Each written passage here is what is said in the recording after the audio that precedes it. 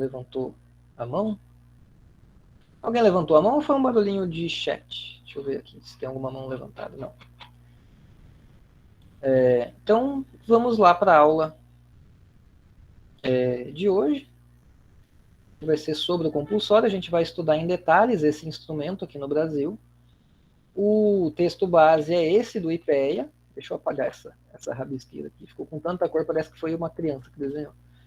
É um texto já um tanto antigo, é de 2013, tem quase 20 anos já, mas é o que se tem até hoje de mais avançado na literatura sobre uma análise aí sistemática, né, do compulsório aqui no Brasil. Como eu adiantei antes, o Roberto está fazendo um TCC, que é pegar o trabalho deles, que eles estudaram os dados até 2012, eles publicaram em 2013, né, mas a análise parou em 2012, e atualizar, puxar de onde eles pararam até hoje, de modo que se você ler, perdão, o artigo esse que está na tela e o TCC do Roberto, daí você fecha as duas lacunas e tem uma explicação bem clara aí de todo o compulsório no Brasil, desde os anos 90 até hoje. Então, em breve, semestre que vem, se tudo der certo, os estudantes desta disciplina terão uma explicação atualizada. Por enquanto, a gente fica só com essa,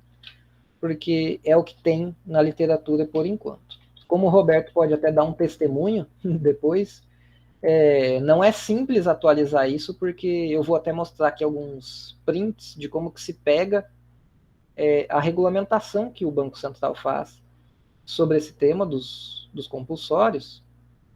E assim, é muita coisa. Eles publicam muitas portarias, muitas cartas circulares, são vários instrumentos, né, para regulamentar e mudar, alterar as regras dos compulsórios. Então, não é um tema simples. Por exemplo, se eu sentasse aqui uma tarde, vou atualizar o trabalho dos caras para passar para os meus alunos. Não rola, porque realmente o Roberto já está lendo aí algumas semanas e ainda tem muito serviço pela frente. Então, o que a gente vai estudar hoje, basicamente, é um pouquinho sobre a origem dos compulsórios, e daí os pontos mais assim técnicos de como calcular os compulsórios. Então, são 6 pontos aqui. Daí finaliza com um histórico, que eu vou falar brevemente aqui para vocês. Esse é um quadro resumo só da análise histórica que eles apresentam no texto. Deixa eu só fazer um último comentário sobre o texto, antes de entrar nos detalhes. Ele é um texto muito bom para quem gosta de história econômica do Brasil. Eles pegam desde, basicamente, da implementação do Plano Real até ali 2012. Lógico que o foco deles é explicar como que o compulsório se movimentou. Só que o compulsório está num arcabouço maior, digamos assim, que é a política monetária. Então, eles, volta e meia, se referem à política monetária, a dizer, quando, lá nos anos 90, tinha o compulsório, mas o que era a preocupação da época? Era estabelecer o real e manter o plano real funcionando, reforçando ele, para garantir que a hiperinflação ficasse de vez para trás.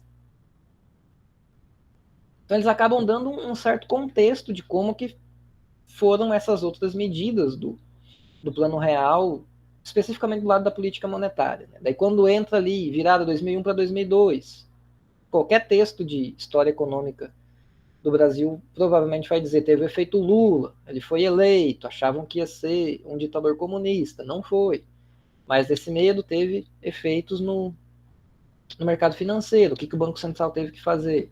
Daí ele assumiu, botou o Meirelles, né, chama o Meirelles. Daí o mercado acalmou, daí o Banco Central pôde focar em outras coisas. E assim foi indo. Então eles vão narrando todo o desenrolar.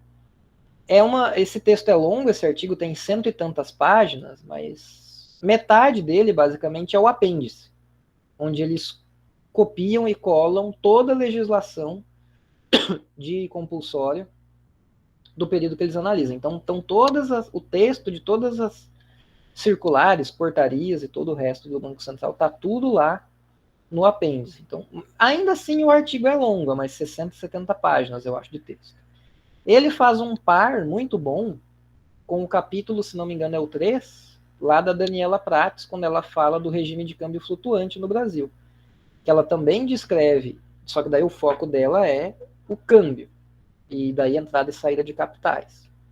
Mas ela está narrando os mesmos processos e o mesmo período, muito bem narrado e muito bem escrito, só que olhando, né, para câmbio, entrada e saída de capitais. Então, são duas leituras muito interessantes que se complementam.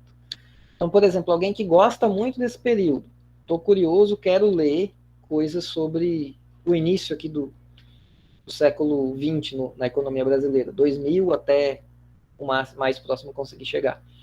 Lê esse, lê o da Daniela Prata, são dois bons textos, vão deixar vocês aí bem reforçados para esse assunto. Daí, como são dois textos grandes, né, quem não tem tanto interesse no tema, daí talvez dê para deixar para depois, porque senão realmente fica pesada a leitura. Mas para quem gosta, quem está talvez fazendo um TCC de economia brasileira e quer dar uma contextualização, são leituras muito boas, muito bem escritas, fica aí a recomendação.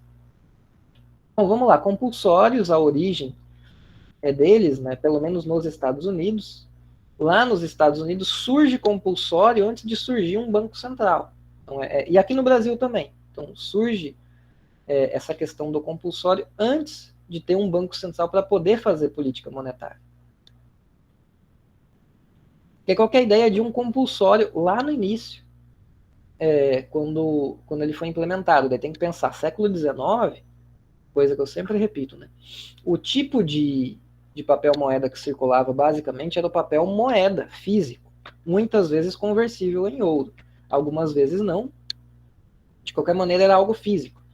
Então, as reservas de um banco eram muito importantes, porque a qualquer momento alguém poderia querer ir lá e sacar e converter depósito bancário em papel moeda. Hoje em dia, como as transações, ainda mais com o Pix, o que movimenta são os próprios depósitos bancários, não há necessidade do banco se preocupar em ter recursos caso alguém queira fazer essa conversão entre dois tipos de moeda. Lá atrás isso era importante, então as pessoas depositavam no banco, mas o desejo costumava ser dos agentes de converter os depósitos depois de volta para o papel moeda físico. Então as reservas que os bancos mantinham era justamente para ter um estoque de papel moeda físico.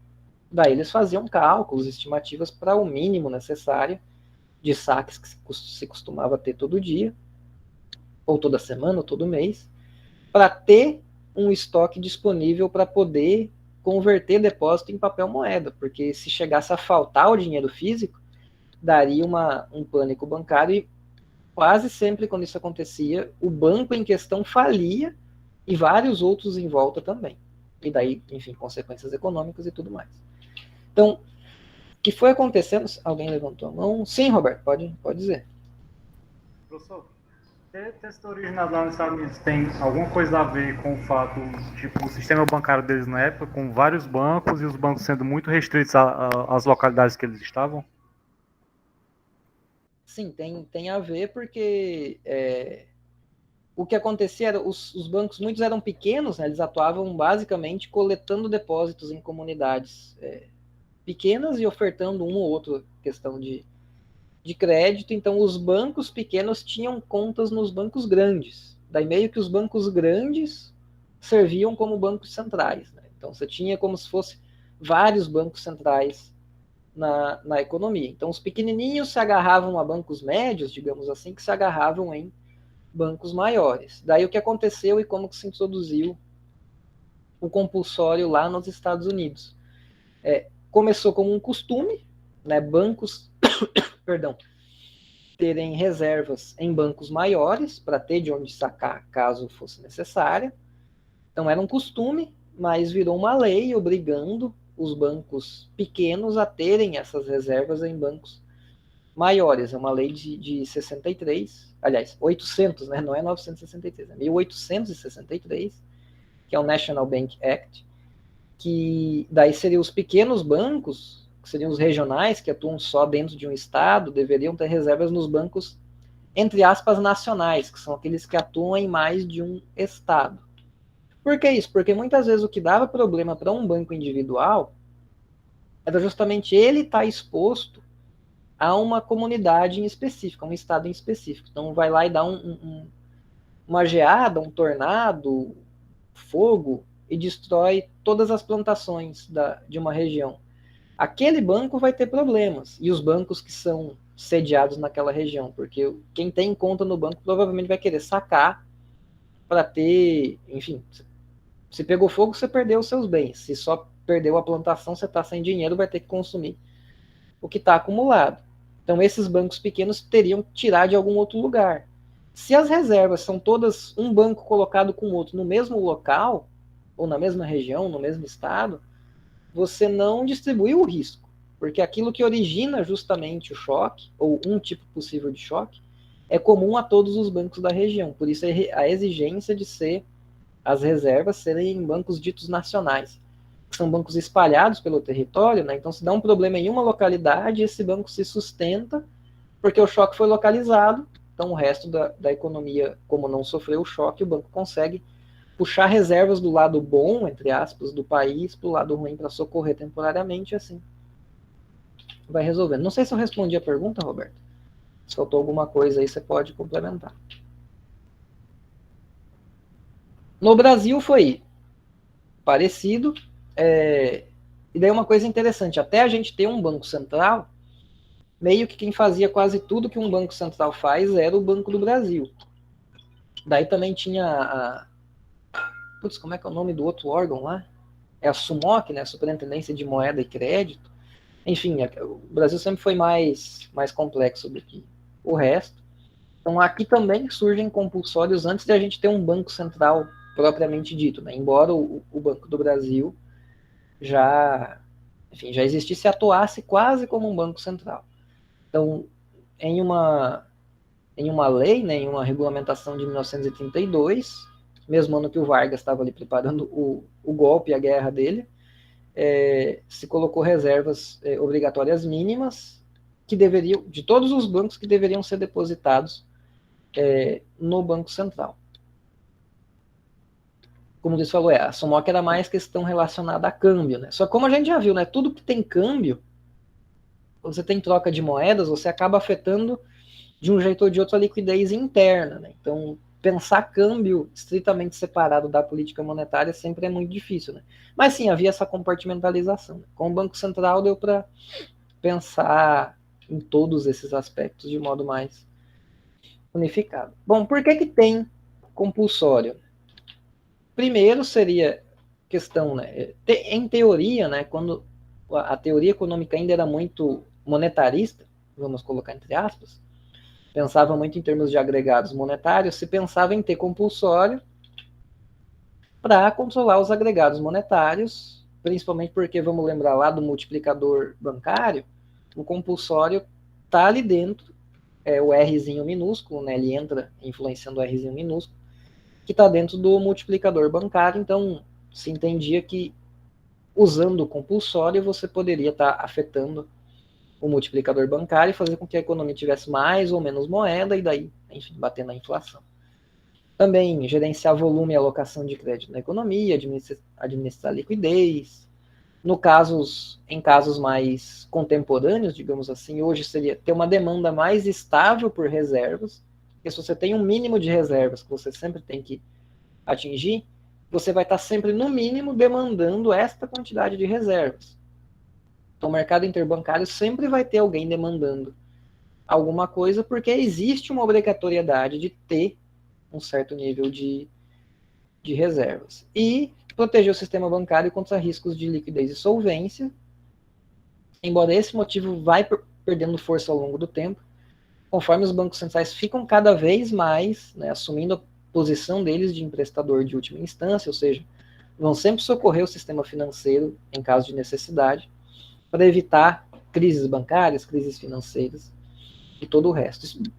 Tudo isso que eu falei nessa parte, né, de emprestador de última instância dá para riscar e escrever redesconto. Né? O Banco Central vai operar o redesconto sempre que for necessário. Então, conforme vai mudando também, né, historicamente, o modo como a moeda circula na economia, também muda a justificativa e a necessidade de se ter os compulsórios. Bom, vamos ver o que é o foco da aula hoje, que são justamente os aspectos operacionais, que é todos os pequenos itens no detalhe, perdão, de como que se estabelece, né, o nível de compulsório, como que ele vai ser recolhido, se vai ter remuneração ou não. Então, todos os detalhezinhos aí, as nuances dessa questão. Então, a primeira questão que o compulsório, né, que quando um banco central vai pensar em fazer um compulsório ou alterar, o ponto inicial é: eu vou cobrar compulsório em cima do quê? Que é justamente o ponto 1, que é a definição das rúbricas, ou rubricas, eu nunca sei como é que fala essa palavra, contábeis que são sujeitas ao recolhimento compulsório. Então, por exemplo, no Brasil, o que se recolhe? Se recolhe sobre recursos à vista, ou seja, é o depósito em conta corrente normal, sobre recursos a prazo, que é basicamente CDB, e sobre depósitos de poupança. Então, outros tipos de lançamentos no passivo dos bancos comerciais, não há uma exigência de se amarrar uma certa proporção no lado do ativo, como reservas bancárias depositadas lá no Banco Central. Então, esse ponto 1 é escolher o que do passivo vai ser escolhido para ter o compulsório, que é uma amarração entre o lado passivo e o ativo. Então, só para deixar isso bem claro, você olha para as fontes de recursos do banco, que está no lado do passivo, e obriga ele a ter, proporcionalmente ao que você escolher do lado passivo, um tipo de ativo, porque as reservas bancárias são ativos dos bancos, é dinheiro deles. Então, é um ativo que eles têm. Então, se tem compulsório, você vai ter que ter uma proporção mínima de um ativo como proporção de alguns itens do seu passivo. Então, em geral, o que se costuma aplicar sobre passivos bancários mais de curto prazo, geralmente mundo afora, com prazo inferior a 2 anos. Então, por exemplo, o banco emitiu um título de longo prazo, 5 anos. Daí nesse você não cobra o compulsório, porque já é um passivo de longo prazo, se entende que isso não vai trazer problemas de liquidez para o banco e ele vai ficar bem. Depósito bancário, a liquidez é imediata. Então, se todo passivo de um banco é depósitos bancários, o banco pode perder o passivo todo e daí com isso arrastar o seu ativo todo, porque os clientes simplesmente resolveram movimentar seus depósitos. Então, é um passivo, é uma fonte de financiamento para o banco muito volátil. Então, é interessante para o banco, ter outras fontes, né, de financiamento. Daí depende muito de objetivos mais específicos. Por exemplo, quando se pensava muito em termos de agregados monetários, o que gira dentro da historinha do multiplicador são os depósitos à vista, ou seja, dinheiro em conta corrente. Então, daí, quando os bancos centrais tinham uma mente mais monetarista ou quantitativista, então o foco maior era cobrar compulsório de depósitos à vista. Para ser um objetivo mais macroprudencial, ou seja, evitar que os bancos se alavanquem muito para talvez gerar uma crise, evitar que os bancos de um país se exponham muito à dívida fora do país. Esse tipo de questão mais de regulamentação prudencial, de evitar que os bancos corram muitos riscos. Daí, nesse caso, o foco fica em passivos voláteis, tipo os próprios depósitos, mas outras fontes de financiamento de curto prazo. Por exemplo, está se financiando muito nos Estados Unidos, muito no money market. Então, está pegando dinheiro sempre a curtíssimo prazo. Vamos colocar um compulsório aqui em cima, ou em moeda estrangeira. Então, varia muito, conforme o objetivo, conforme cada local e cada época. Né? Daí, aqui, entre aspas, uma citação do artigo: além de ter a obrigação do compulsório, que é para certos itens do seu passivo, você tem que ter, proporcionalmente no ativo, o item reservas bancárias, lá no Banco Central, existe uma outra amarração, uma outra obrigatoriedade, que é também conforme certos lançamentos do passivo, você tem uma proporção no ativo, mas daí não é reservas bancárias.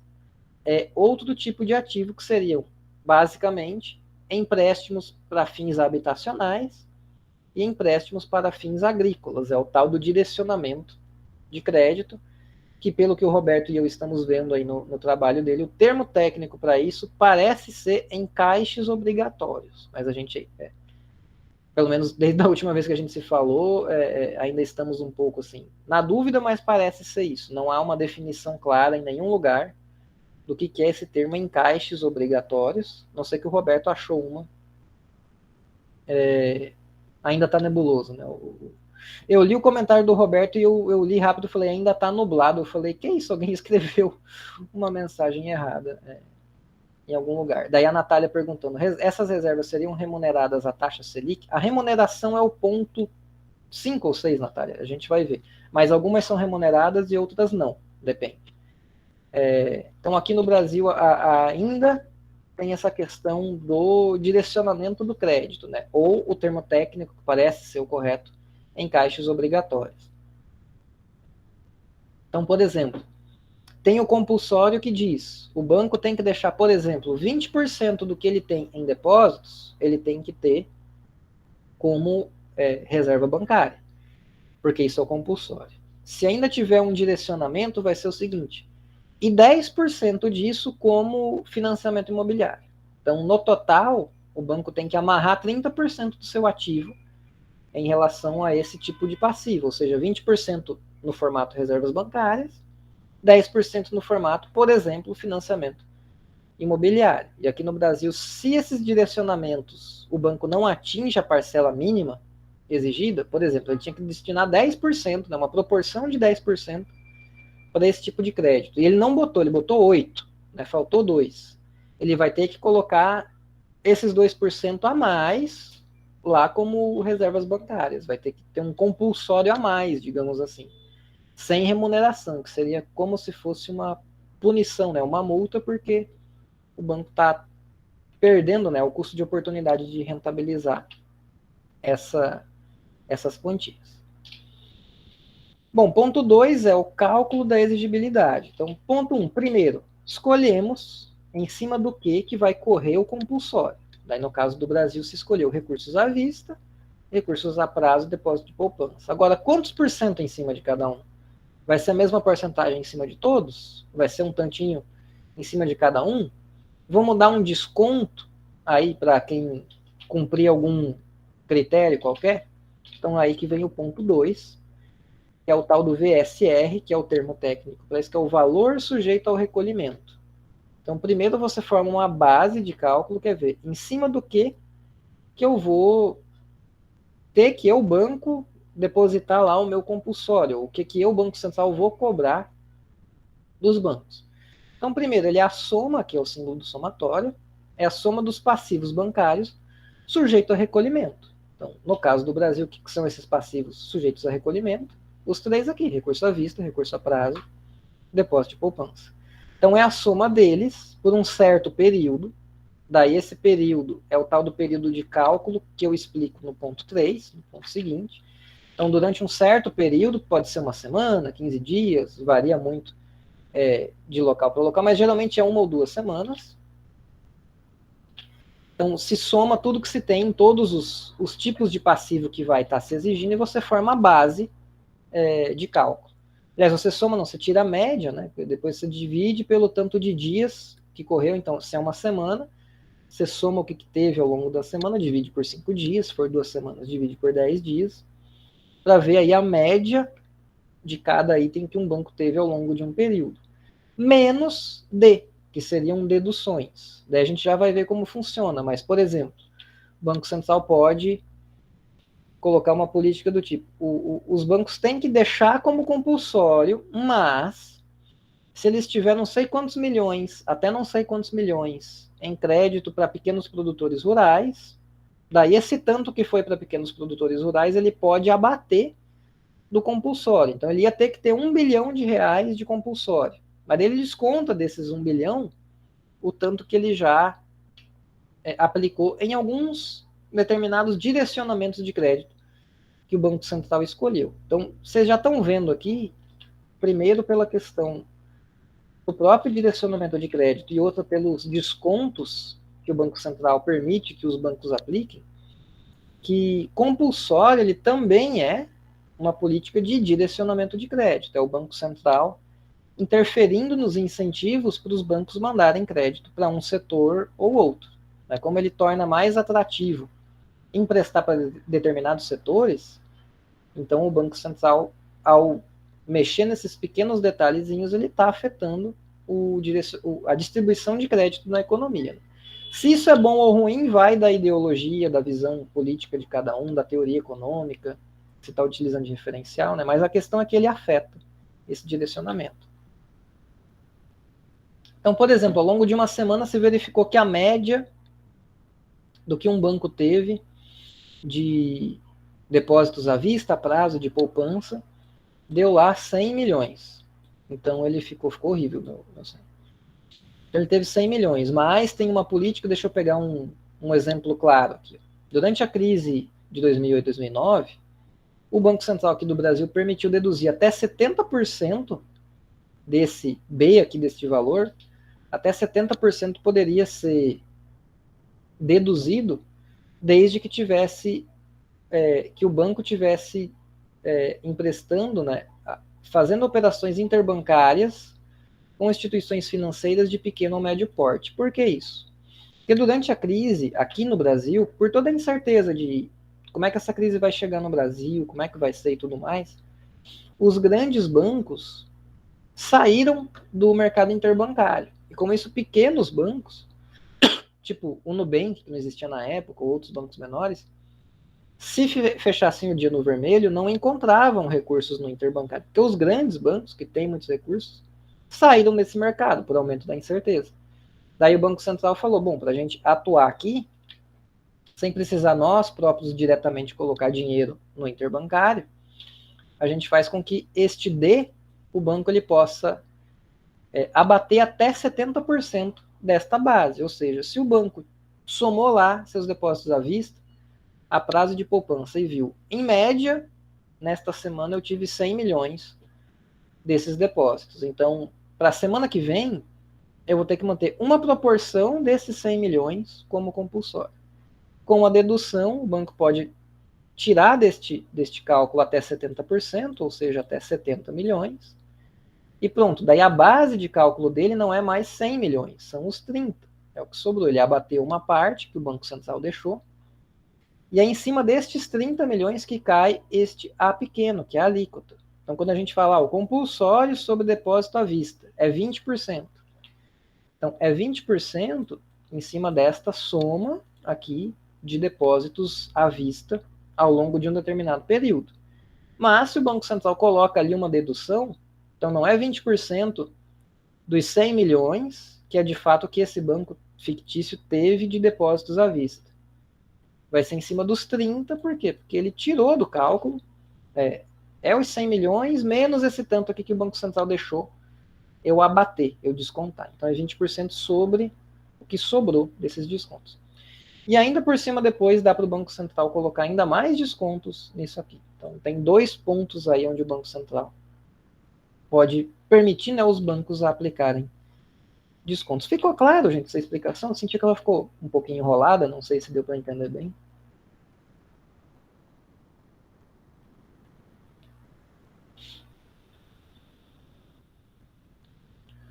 Deixa eu ver aqui, o Roberto escreveu um comentário. No auge da nova matriz econômica rolou algo parecido. Dedução da exigibilidade. Ah, sim, com empréstimo voltados a ônibus e caminhões, bens de capital, exportações, engenharia, tecnologia e crédito rural. O Bruno poderia explicar novamente essa passagem dos 20%. Então vamos lá de novo. Por exemplo, o que é o compulsório geralmente que se pensa, né? Porque eu ainda nem cheguei na parte que mais se costuma pensar que é o compulsório. Porque geralmente você fala o seguinte, o compulsório é 20%. O que é 20%? É do tanto de depósito à vista, a prazo de poupança, o Banco Central, o Banco Comercial tem que deixar 20% parado como reservas bancárias. Isso é o que se pensa geralmente. O compulsório é isso. É uma porcentagem lá que o banco tem que deixar parado de dinheiro em proporção a alguma rubrica dele, geralmente depósito à vista. Então isso é compulsório para redirecionamento de crédito. Sim, porque daí o Banco Central ele permite que os bancos, daí ao criar um incentivo para os bancos ganharem mais ou deixarem de perder dinheiro com alguma dedução, os bancos geralmente vão querer fazer aquilo que é lucrativo para eles. Né? Então, o Banco Central consegue mexer, né, nesses incentivos. Então, deixa eu apagar essa rabisqueira para eu rabiscar de novo. O que geralmente se pensa que é o compulsório? É este A aqui. Se é 20%, 30%. Então, é o tanto que os bancos têm que deixar parado como reservas bancárias. Agora, tem deduções em cima disso.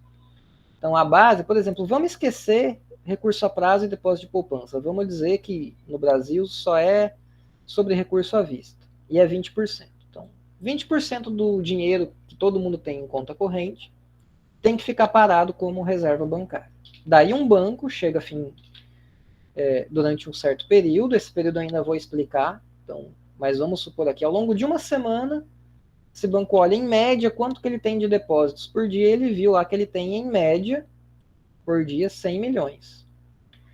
O correto, se você aplica diretamente o compulsório, é dizer o seguinte: não é 20% do tanto que esse banco tem de depósitos? Beleza, ele não tem 100 milhões em média de depósitos, então ele vai ter que deixar 20 milhões parados como reserva bancária. O que o desconto permite é, depois que o banco calculou a base de incidência, ou seja, em cima do que vai ser cobrada a alíquota, a taxa do compulsório, você pode diminuir essa base com certos descontos. Então, como o Roberto deu de exemplo,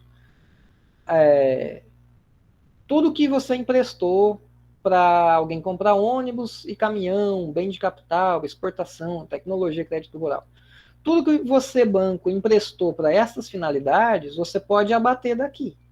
Então, eu emprestei 50 milhões nessas atividades todas.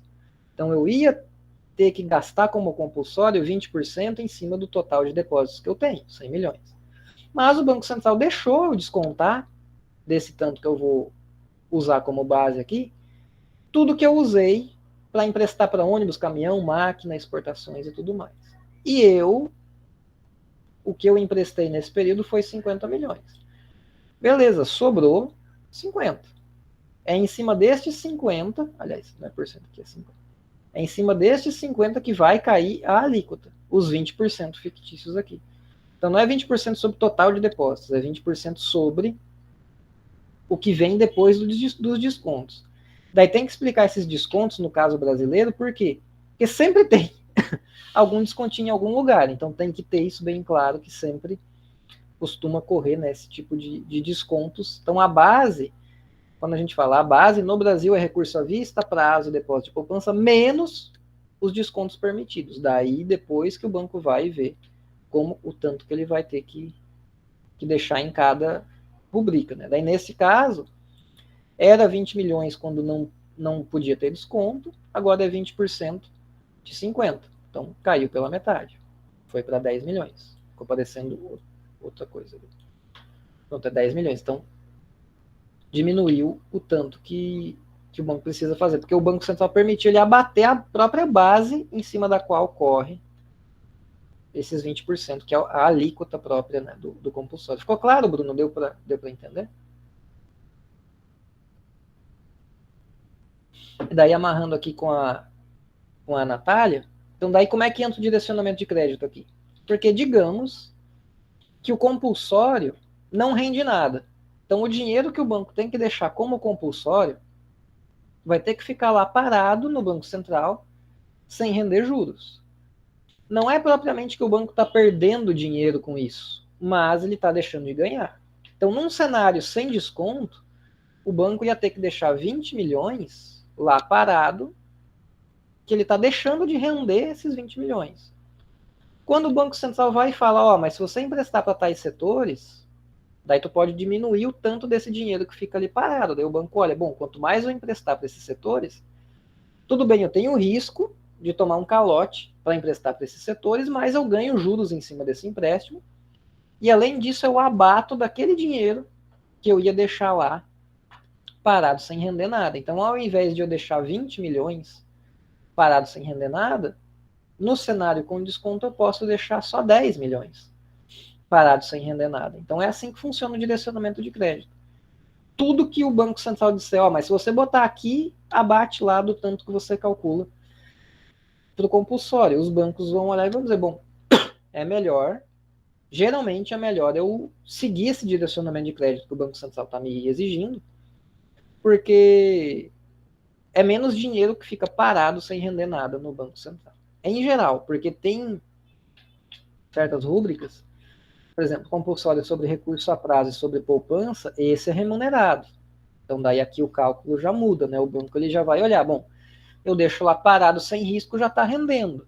Daí, para eu diminuir esse tanto que eu tenho que deixar lá parado sem risco rendendo, eu só vou abater ali de uma atividade que eu acho que eu vou ganhar mais, ponderando pelo risco, né? Então, daí o cálculo já é um pouco mais complexo.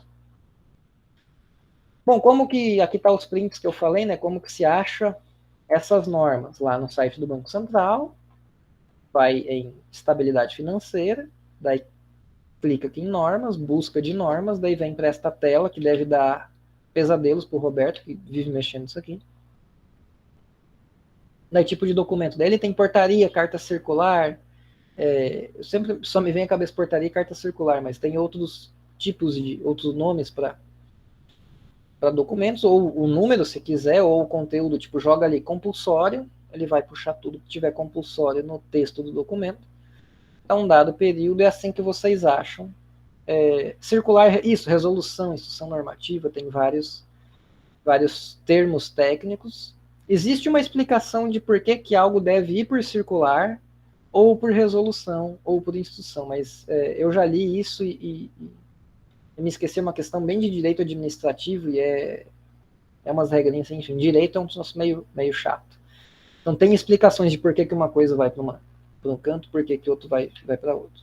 Então é aqui que se procura qualquer tipo de regulamentação que o Banco Central lança. Então, se vocês têm curiosidade de procurar alguma regulamentação sobre qualquer outro assunto, esse é o caminho. Daí digita aqui palavra-chave, bota o período que você quer analisar e vocês vão achar tudo que o Banco Central publicou regulando naquele período. Lembrando que pode ser que você procure algo para um certo período, não acha nada, muitas vezes é porque a regulamentação vem de um período anterior, né? Daí, como o Banco Central nunca alterou, o que está em vigor é uma legislação lá antiga, e enquanto ele não mudar, está valendo a antiga, né? Então tem que se ligar só nesse pequeno detalhe. E para achar o pequeno A, aqui, ó, a própria alíquota do compulsório, é só ir em aquele velho caminho, né? Estatísticas, tabelas especiais, daí tem essa aqui, recolhimentos compulsórios, alíquotas, baixa planilha, vocês vão chegar nesta planilha aqui. Daí ela tem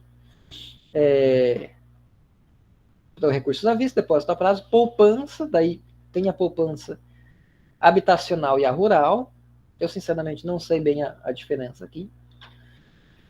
Tinha, por um certo período aí, posição vendida de câmbio, tinha um compulsório em cima disso, então se os bancos estão vendendo muito câmbio, pressionando a taxa de câmbio, em cima do tanto que ele vendeu de câmbio, ele vai ter que ter um compulsório também. Foi uma época aí que o governo precisou intervir mais no mercado de câmbio. Hoje já está em zero, nunca mais se utilizou. Tem também sobre sociedade de arrendamento mercantil, mas acho que está em zero isso também. E tem a tal da exigibilidade adicional, que é um negócio engraçado, que é, ao invés do Banco Central dizer, vai ser 45%, daí eu quero aumentar em 11%, daí eu coloco para 56%, não, eu digo que, gente, além daquela exigibilidade lá, tem mais 11% que eu estou colocando agora. Até onde eu entendi, foi só um nome, assim, que se criou para essa tal exigibilidade adicional, foi no sentido do Banco Central sinalizar que, estamos cobrando um compulsório maior por um período curto de tempo, mas é exatamente isso que o nome está dizendo, é um período curto de tempo. Então, para uma questão assim de deixar diferente, né? O compulsório que a gente quer manter a nível estrutural ou a longo prazo é os 45%, mas a gente vai, por um curto período, subir aqui, daí esse a mais de curto prazo se criou um outro nome. Até onde eu entendi desta exigibilidade adicional foi, tanto que ela surgiu ali pela crise do subprime, né? Então, foi uma tentativa, até onde eu entendo, foi basicamente este o motivo, né? O Banco Central distinguir, isso aqui é só excepcional, é só enquanto durar os efeitos da crise e depois a gente tira e volta para o compulsório normal. Foi meio que para dividir os dois efeitos. Mas hoje já está em zero, essa elegibilidade adicional também não tem. Bom, este gráfico, essa tabela tem um problema que é o seguinte. Vocês estão vendo aqui que os anos e os meses é de qualquer jeito, entre aspas, porque só tem um lançamento quando alguma alíquota muda. Quando não muda, não lança nada. Então você simplesmente, eu quero desenhar um gráfico como esse, com o desenho ali das alíquotas ao longo do tempo. O gráfico dá um problemão, por quê? Porque não tem um eixo horizontal de tempo claro, que é tipo janeiro, fevereiro, março, de tal ano, depois de janeiro, fevereiro, do ano seguinte, assim vai. Então essa tabela é chatinha. Eu fiquei um tempo procurando aqui nas estatísticas do Banco Central se tinha uma série de tempo bonitinha, sem pulos no meio. Depois de que eu precisei deste... essa tabela, ela é esquisita. Então, daí os tais dos microdados. Procurei, não achei, eu precisava desse gráfico. Perdão. Para um artigo que eu estou escrevendo. Precisava não, né? Eu queria colocar. Não, ninguém me obrigou a colocar isso. E eu gastei mais tempo procurando do que fazendo a própria tabela. Daí o que eu fiz? Eu fiz uma tabela, eu botei no ladinho. Acho que eu comecei desde 2005. Deixa eu ver aqui. Desde 99 eu puxei. Então, desde 99, que é quando tem os dados. Aliás, a tabela vai até começa em 91, eu acho, mas eu quis começar em 99. Então, fui lá e coloquei janeiro de 99, fevereiro de 99, março de 99, e fui indo.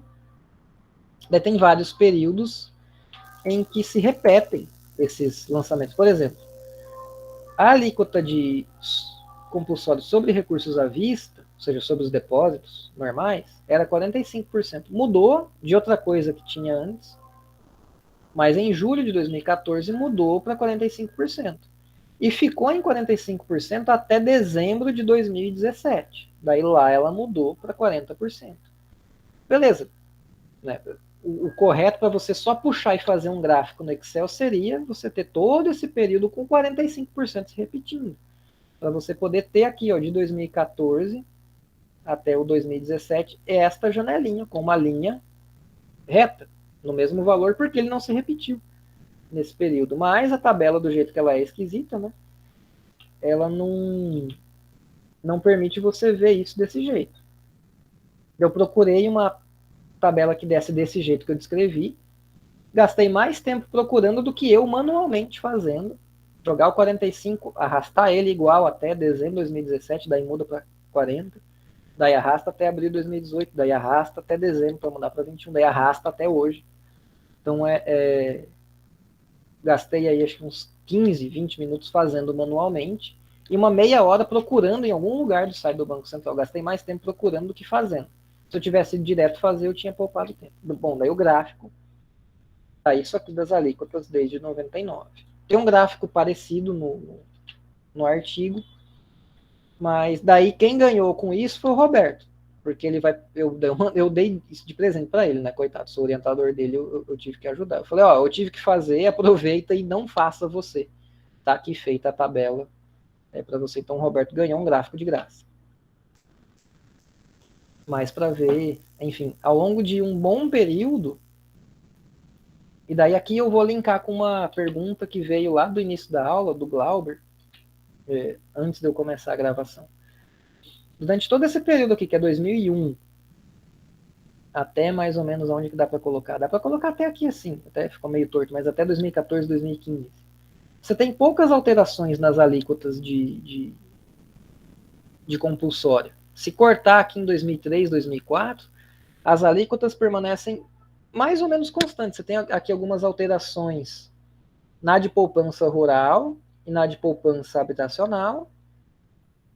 A prazo tem umas mexidinhas aqui no começo da crise, depois ele sobe e anda junto aqui com a poupança habitacional. Mas assim, são coisas pequenas. O quadro geral, neste período, é constante. Esse é o período, justamente, quando o Banco Central está comprando dólar, fazendo suas reservas bancárias e enxugando a liquidez com compromissadas. Ele poderia, ao invés de ter usado compromissadas, lógico que os efeitos são outros. Talvez o Banco Central entendesse que os efeitos das compromissadas eram menos piores sobre a economia do que simplesmente pegar, ó, tá aqui o compulsório sobre depósitos à vista, 45%. Vamos subir para 60% e deixar aqui em cima, para enxugar essa liquidez em excesso. Bota mais compulsório para enxugar a liquidez e deixar a Selic no lugar, ao invés de fazer compromissadas. E isso aqui não é dívida pública e não tem custo em termos de juros. Poderia ter sido feito. É óbvio que o sistema financeiro não iria gostar disso, mas poderia ter sido feito. Era uma alternativa, né? Ou seja, o governo tinha opções. Ele não optou pelas outras opções porque não quis. Daí eu basicamente isso que eu estou contando para vocês é algo que eu vou contar lá no artigo que eu estou escrevendo, por isso que eu precisei do gráfico. Eu quis mostrar, ó, realmente tinha opções para essa questão das compromissadas, mas o Banco Central optou por fazer elas ao invés de fazer outra coisa. Bom, se alguém algum dia precisar dessa tabela, gente, vocês me pedem, tá? Eu mando ela direto para vocês, embora não seja difícil fazer, dá um trabalhinho, mas é mais fácil. Talvez tenha esses dados em algum lugar, mas é porque assim, o site do Banco Central, vocês já... Natália, eu vou ter que pegar o ônibus, tá certo, tranquilo, Natália. O site do Banco Central vocês já viram, né? As estatísticas, elas estão em vários lugares. Às vezes está lá nas redes temporais, às vezes nas tabelas especiais, às vezes está em acesso à informação, às vezes está em política monetária. Então, até achar, né? Eu dei uma procurada, não achei.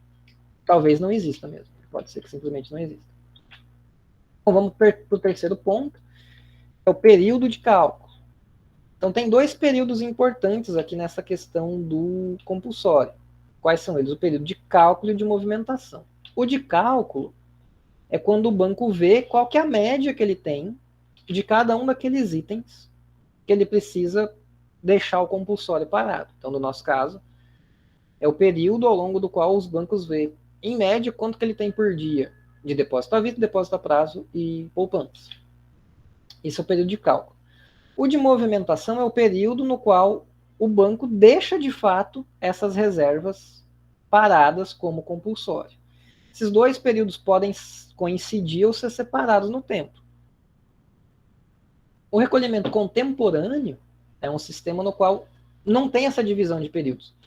O banco tem que todo dia olhar o nível que ele tem naquele dia, ou, por exemplo, no dia anterior, de depósito à vista, e naquele dia, ou no máximo no dia seguinte, deixar parado como reservas uma proporção daquele nível de depósitos que ele tem. Então as duas coisas andam no mesmo tempo. A maioria dos países, né, segundo esse estudo aqui já antigo, cerca de 80% dos bancos adotam um sistema totalmente defasado. O que é isso? O banco, perdão, ele olha em uma semana, ou duas, ou, sei lá, 10 dias, dá no mesmo, o tanto que ele tem de cada um lá, depósito à vista, depósito a prazo e poupança. Na semana seguinte, dele viu lá em média, de novo, vamos repetir os valores, eu tenho 100 milhões, fiquei com uma média de 100 milhões nessa semana. Eu vou manter parado como reservas esses 100 milhões na semana seguinte. Daí nessa semana seguinte, enquanto eu estou deixando parado esses recursos referentes à semana passada, eu já vou calculando a média. Já vou calculando a média que vai servir para a semana que vem. Daí na semana que vem eu deixo parado em proporção a essa semana aqui, mas também já vou calculando da semana seguinte. Assim você vai indo, né? É uma janela que se movimenta. Numa semana, ao mesmo tempo que você está mantendo parado os recursos que você calculou num período anterior, você também já está calculando um novo período para manter no futuro. Então são esses os dois sistemas. O contemporâneo não existe essa separação. Você tem que estar mantendo em tempo real a proporção de compulsório, né, em relação aos passivos, ou defasado, em que se divide no tempo. O Brasil gosta de bagunçar as coisas, então obviamente que aqui não poderia ser algo simples. Então o que a gente faz? Tem um sistema defasado, lá na tal de exigibilidade adicional, que não tem mais, nos recolhimentos sobre recursos a prazo e depósito de poupança. Então é totalmente defasado. Olha numa semana, mantém parado na outra. Daí, nesses dois casos, o período de cálculo é dias úteis de uma semana, com início na segunda e término na sexta, e o período de movimentação é da semana seguinte. Começa na segunda-feira e vai até a outra sexta. Isso é para os recursos a prazo de poupança. Nos recursos à vista, aqui que bagunça. Aqui que fica legal. O sistema é semi-defasado. Ou seja, o normal é ter um contemporâneo ou defasado. O Brasil falou que eu vou inventar um no meio. Eu vou fazer o semi-defasado. O período de cálculo ele começa. Isso aqui é até difícil de ler, cara. Começa numa segunda-feira de uma semana, termina na sexta da semana seguinte. Isso é o cálculo. Ou seja, o banco fica 2 semanas calculando o tanto que ele tem que deixar de compulsório em cima dos recursos à vista.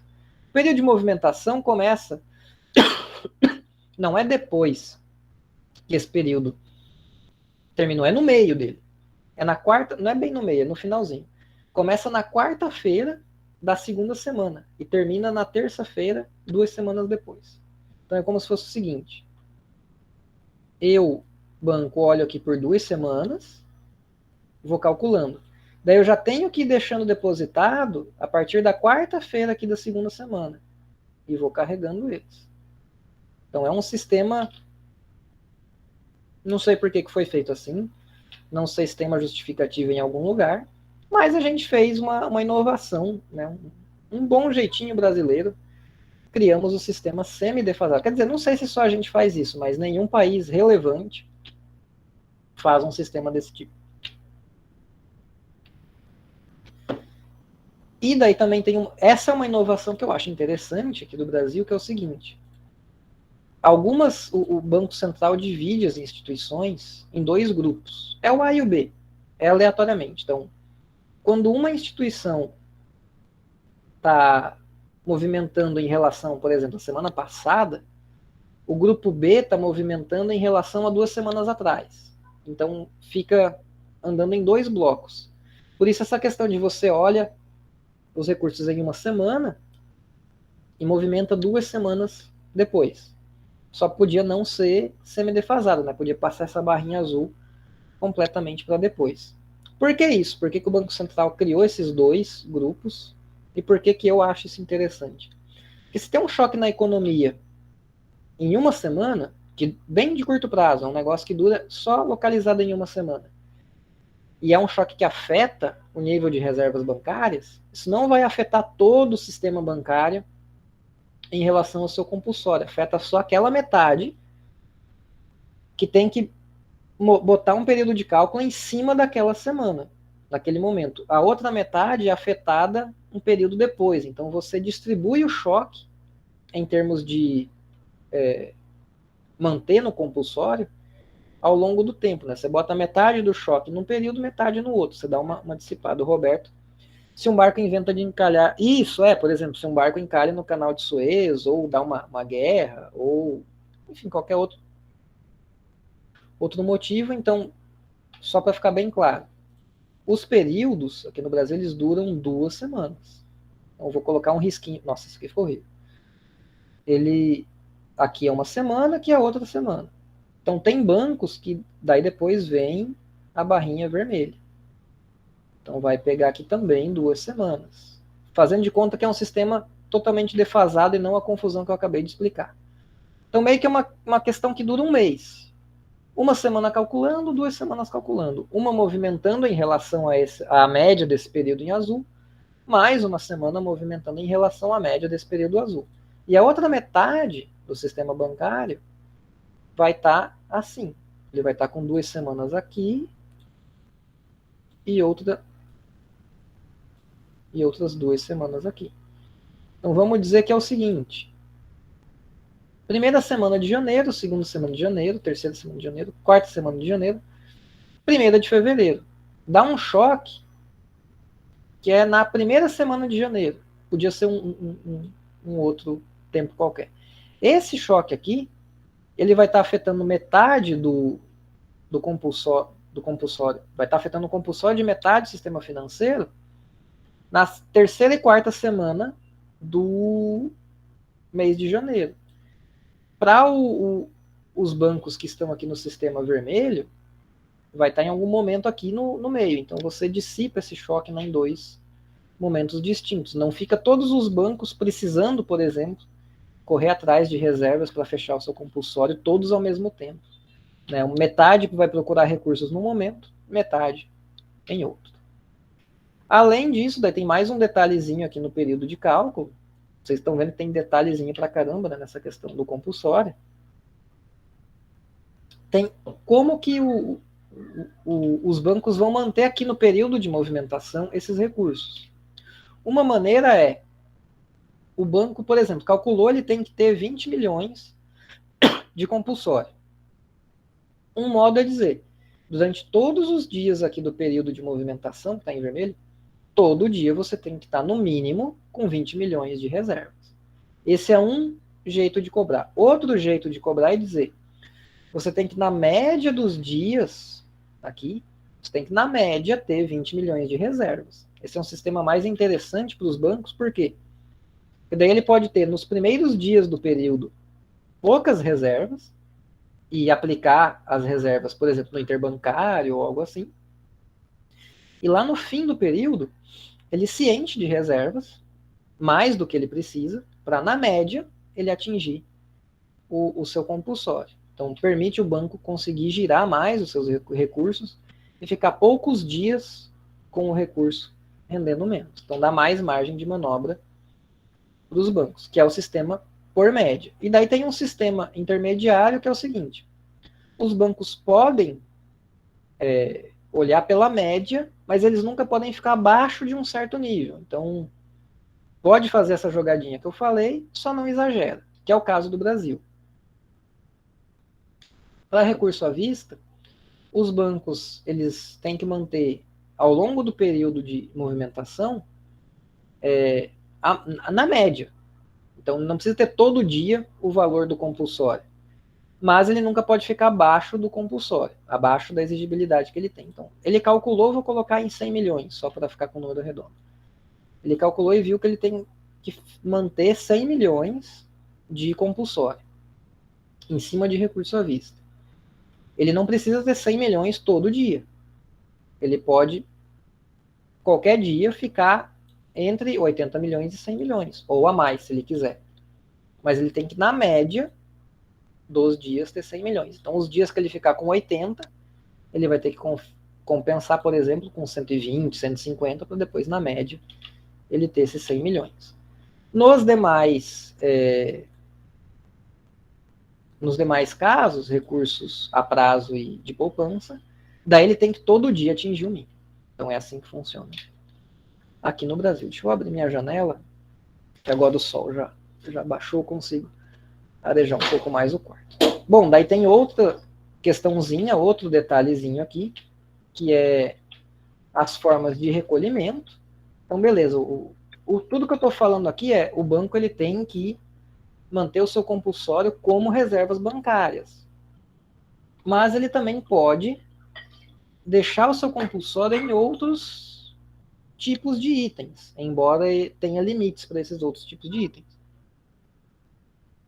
Então, por exemplo, além das reservas bancárias, pode ser, por exemplo, por títulos públicos ou papel moeda em caixa. Então, calculou lá o banco, ele tem que ter 100 milhões em uma determinada semana, 100 milhões de compulsório.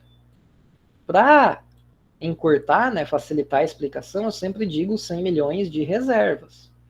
Mas ele pode distribuir esses 100 milhões e ter uma certa quantia em títulos, uma certa quantia em papel moeda, e o resto, sim, em reservas. Daí isso também tem regulamentações do Banco Central que vão dizer como que ele pode distribuir.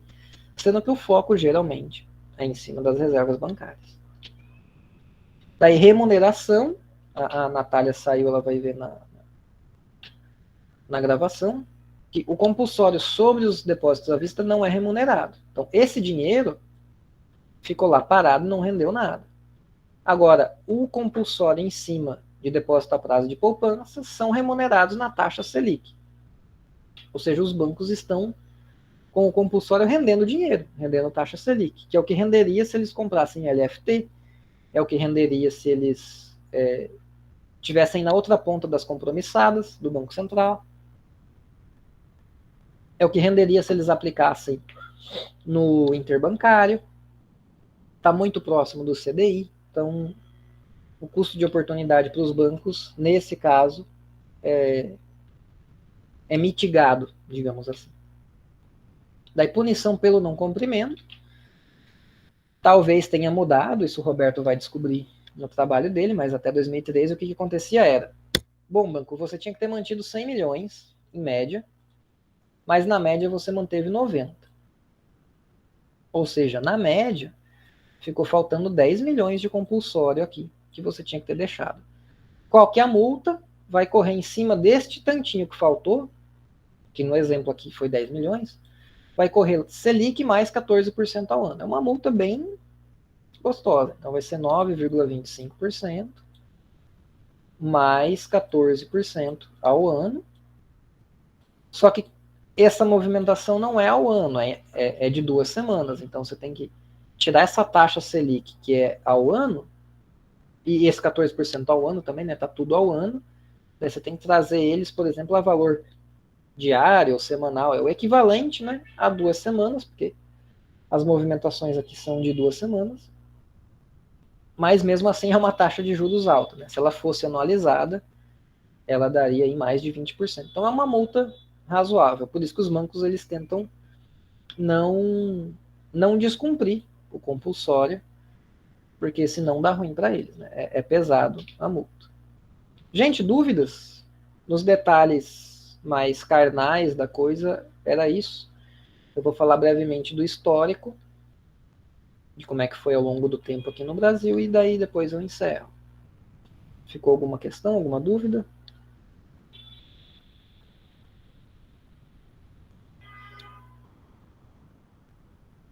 Então, tranquilo. Professor. Beleza.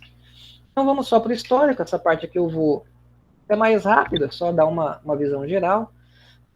Então, como que eles analisam, né? Isso aqui é um esforço de síntese dos autores, então é meio que a visão deles sobre como cada período foi. Então, segundo os autores, né, de 94 a 98, perdão, gente, agora a tosse está começando a bater mais forte.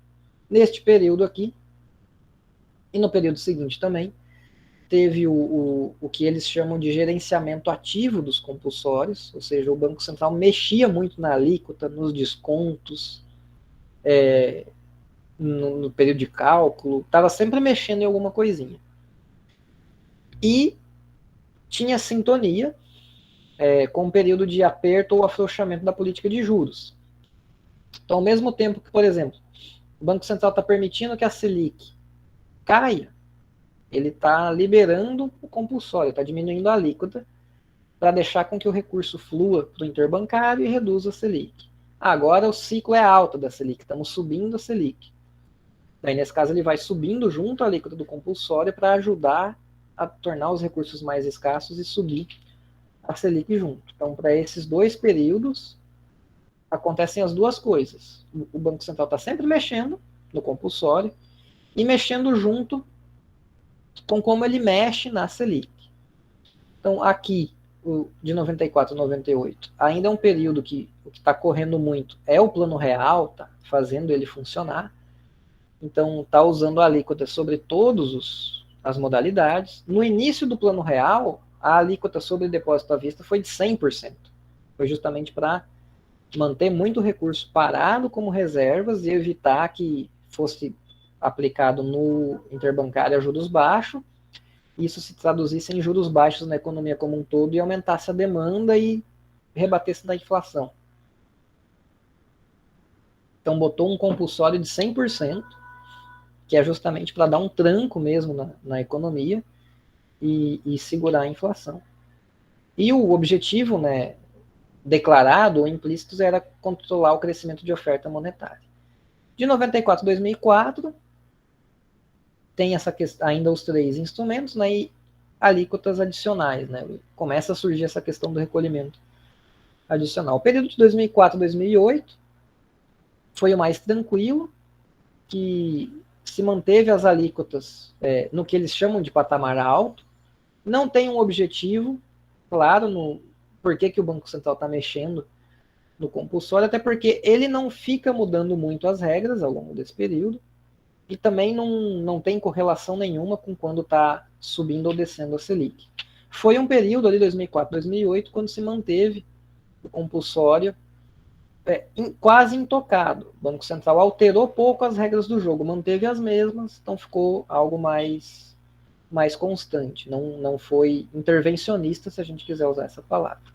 E no último período de análise deles, começa a se usar muito as deduções, então começa a ter muito esse aspecto de direcionamento de crédito, ele fica muito presente neste período, e daí mexe, as justificativas são das mais diversas. É macroprudencial, é por conta da crise do subprime, é gerenciar a liquidez, é controlar o crédito, para fazer com que determinados setores tenham mais incentivos. Então, o gerenciamento dos compulsórios aqui é ativo também.